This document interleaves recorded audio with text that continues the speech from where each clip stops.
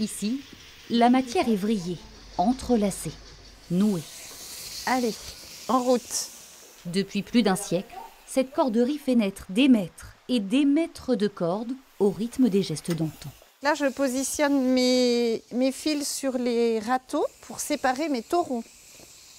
Pour ne pas que ça se mélange ensuite quand ça va tourner. Et je viens jusqu'au premier crochet.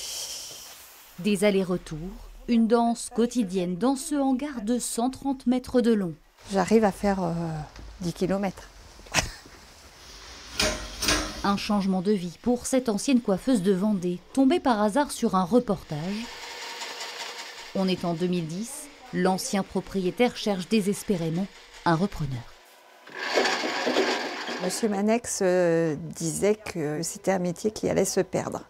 Donc je ne voulais pas. C'était le challenge qui m'a fait avancer. Il m'a formée et j'ai repris après l'atelier. Mais on apprend tous les jours. Encore aujourd'hui ?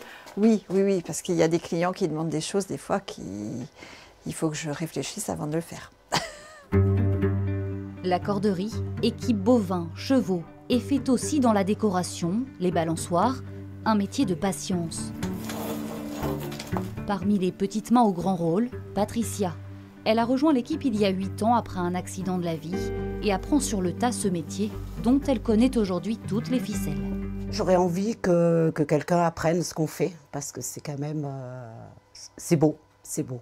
Dans quelques années, quand je ne serai plus là, mon travail va me manquer énormément parce que c'est devenu une passion en fait.